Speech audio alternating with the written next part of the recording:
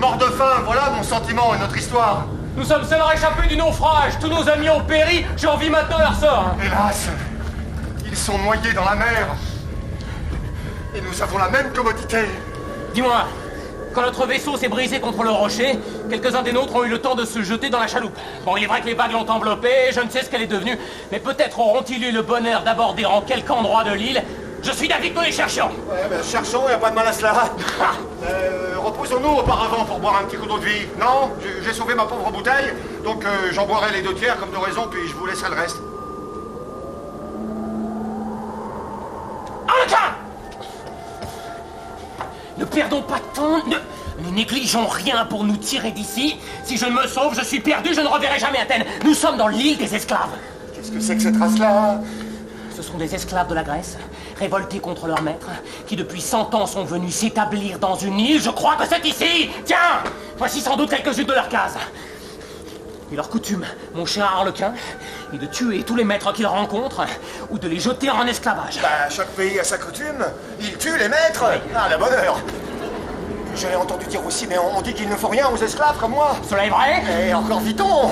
Je suis en danger de perdre la liberté. Peut-être la vie, Arlequin. Cela ne suffit-il pas pour me plaindre? Bah oui, si, je vous plains de tout mon cœur, cela est juste.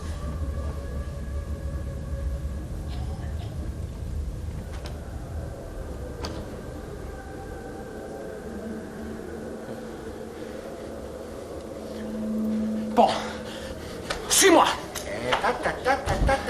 Comment donc, que veux-tu dire?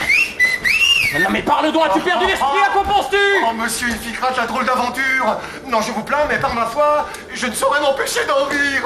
Le coquin abuse de ma situation, j'ai mal fait de lui dire où nous sommes. Arlequin, ta gaieté ne vient pas à propos, marchons de ce côté. Oh, j'ai les jambes si engourdies. Je t'en prie. Je t'en prie, je t'en prie.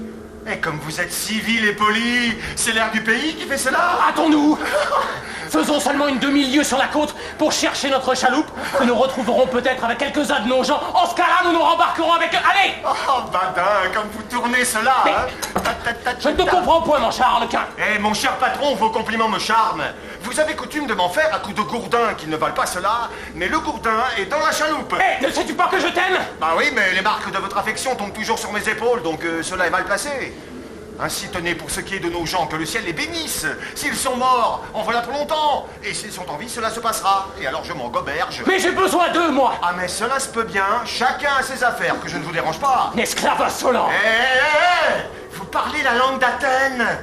Mauvais jargon, que je n'entends plus. Mais connais-tu ton maître? N'es-tu plus mon esclave? Non, je l'ai été. Je le confesse à ta honte. Mais va, je te le pardonne, les hommes ne valent rien. Hein, dans le pays d'Athènes, j'étais ton esclave. Tu me traitais comme un pauvre animal et tu disais que cela était juste parce que tu étais le plus fort. Iphicrate, tu vas trouver ici plus fort que toi. On va te faire esclave à ton tour. On te dira aussi que cela est juste. Eh ben, nous verrons ce que tu penseras de cette justice-là. Tu m'en diras ton sentiment, je t'attends là. Quand tu auras souffert, tu seras plus raisonnable. Tu sauras mieux ce qu'il est permis de faire souffrir aux autres. Ah, tout en irait mieux dans le monde si tous ceux qui te ressemblent recevaient la même leçon que toi. Adieu, mon ami. Je vais trouver mes camarades. Et tes maîtres. Misérable. Peut-on être plus malheureux et plus outragé que je le suis? Tu ne mérites pas de vivre.